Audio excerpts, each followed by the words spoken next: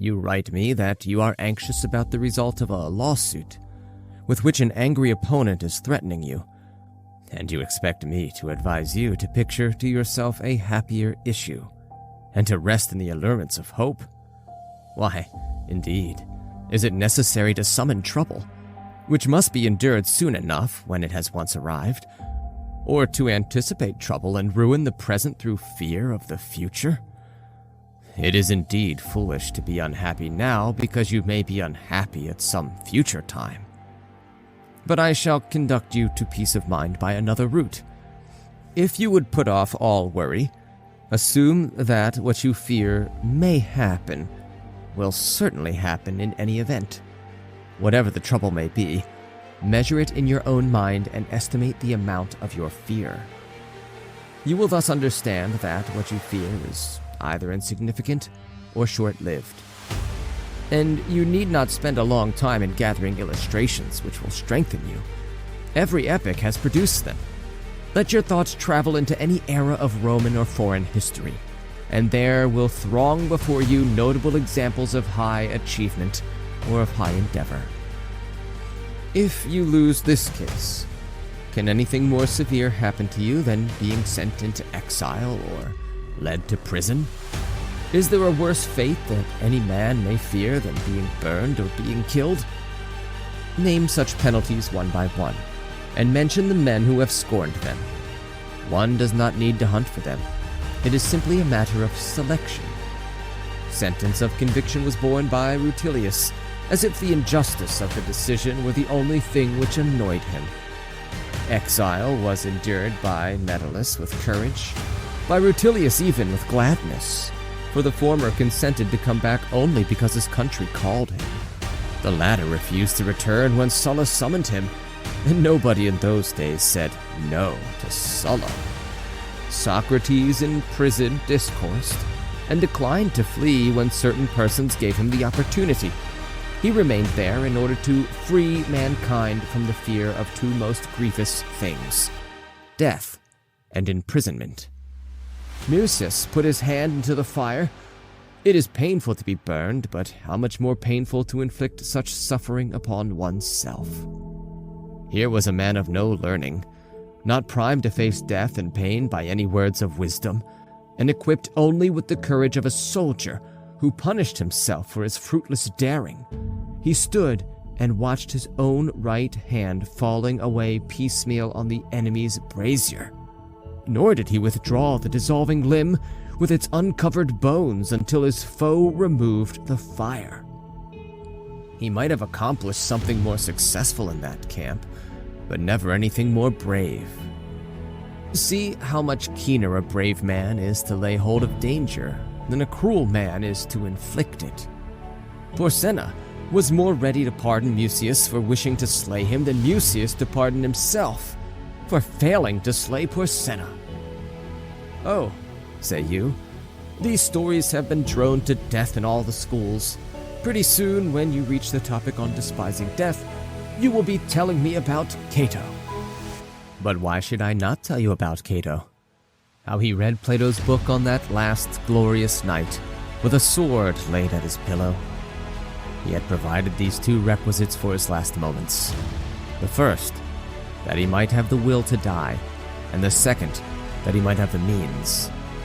So he put his affairs in order, as well as one could put in order that which was ruined and near its end, and thought that he ought to see to it, that no one should have the power to slay or the good fortune to save Cato. Drawing the sword, which he had kept unstained from all bloodshed against the final day, he cried, "Fortune, you have accomplished nothing by resisting all my endeavors. I have fought till now for my country's freedom and not for my own. I did not strive so doggedly to be free, but only to live among the free. Now, since the affairs of mankind are beyond hope, let Cato be withdrawn to safety." So saying, he inflicted a mortal wound upon his body. After the physicians had bound it up, Cato had less blood and less strength, but no less courage. Angered now only at Caesar but also at himself, he rallied his unarmed hands against his wound, and expelled, rather than dismissed, that noble soul which had been so defiant of all worldly power. I am not now heaping up these illustrations for the purpose of exercising my wit, but for the purpose of encouraging you to face that which is thought to be most terrible. And I shall encourage you all the more easily by showing that not only resolute men have despised that moment when the soul breathes its last, but that certain persons, who were craven in other respects, have equaled in this regard the courage of the bravest. Take, for example, Scipio, the father-in-law of Gnaeus Pompeius. He was driven back upon the African coast by a headwind and saw his ship in the power of the enemy. He therefore pierced his body with a sword, and when they asked where the commander was, he replied, "All is well with the commander."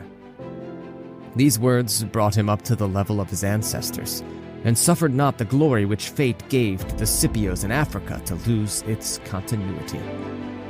It was a great deed to conquer Carthage, but a greater deed to conquer death. All is well with the commander. Ought a general to die otherwise, especially one of Cato's generals? I shall not refer you to history, or collect examples of those men who throughout the ages have despised death, for they are very many. Consider these times of ours, whose enervation and over-refinement call forth our complaints. They nevertheless will include men of every rank, of every lot in life, and of every age who have cut short their misfortunes by death. Believe me, Lucilius, death is so little to be feared, that through its good offices nothing is to be feared. Therefore, when your enemy threatens, listen unconcernedly. Although your conscience makes you confident, yet, since many things have weight which are outside your case, both hope for that which is utterly just, and prepare yourself against that which is utterly unjust. Remember, however, before all else, to strip things of all that disturbs and confuses, and to see what each is at bottom. You will then comprehend that they contain nothing fearful except the actual fear. What you see happening to boys happens also to ourselves, who are only slightly bigger boys, when those whom they love, with whom they daily associate, with whom they play, appear with masks on. The boys are frightened out of their wits. We should strip the masks, not only from men, but from things, and restore to each object its own aspect. Why dost thou hold up before my eyes swords, fires, and a throng of executioners raging about thee? Take away all that vain show, behind which thou lurkest and scarest fools. Ha! Thou art naught but death, whom only yesterday a manservant of mine and a maidservant did despise. Why dost thou again unfold and spread before me, with all that great display, the whip and the rack? Why are those engines of torture made ready, one for each several member of the body, and all the other innumerable machines for tearing a man apart piecemeal? Away with all such stuff, which makes us numb with terror. And thou, silence the groans, the cries, and the bitter shrieks ground out of the victim as he is torn on the rack. Forsooth, thou art naught but pain, scorned by yonder gout-ridden wretch, endured by yonder dyspeptic in the midst of his dainties, borne bravely by the girl in travail. Slight thou art, if I can bear thee. Short thou art, if I cannot bear thee. Ponder these words which you have often heard and often uttered. Moreover, prove by the result whether that which you have heard and uttered is true, for there is a very disgraceful charge often brought against our school, that we deal with the words and not with the deeds of philosophy. What? Have you only at this moment learned that death is hanging over your head? At this moment, exile. At this moment, grief? You were born to these perils. Let us think of everything that can happen as something which will happen. I know that you have really done what I advise you to do. I now warn you not to drown your soul in these petty anxieties of yours. If you do, the soul will be dulled, and will have too little vigor left when the time comes for it to arise. Remove the mind from this case of yours to the case of men in general. Say to yourself that our pretty bodies are mortal and frail. Pain can reach them from other sources than from wrong or the might of the stronger. Our pleasures themselves become torments. Banquets bring indigestion. Parasols, paralysis of the muscles and palsy. Sensual habits affect the feet, the hands, and every joint of the body. I may become a poor man. I shall then be one among many. I may be exiled. I shall then regard myself as born in the place to which I shall be sent. They may put me in chains. What then? Am I free from bonds now? Behold this clogging burden of a body to which nature has fettered me. I shall die, you say. You mean to say, I shall cease to run the risk of sickness. I shall cease to run the risk of imprisonment. I shall cease to run the risk of death. I am not so foolish as to go through at this juncture the arguments which Epicurus harps upon, and say that the terrors of the world below are idle, that Ixion does not whirl round on his wheel, that Sisyphus does not shoulder his stone uphill, that a man's entrails cannot be restored and devoured every day. No one is so childish as to fear Cerberus or the shadows, or the spectral garb of those who are held together by naught but their unfleshed bones. Death either annihilates us or strips us bare. If we are then released, there remains the better part after the burden has been withdrawn. If we are annihilated, nothing remains. Good and bad are alike removed. Allow me at this point to quote a verse of yours, first suggesting that, when you wrote it, you meant it for yourself no less than for others. It is ignoble to say one thing and mean another, and how much more ignoble to write one thing and mean another. I remember one day you were handling the well-known commonplace that we do not suddenly fall on death, but advance towards it by slight degrees. We die every day.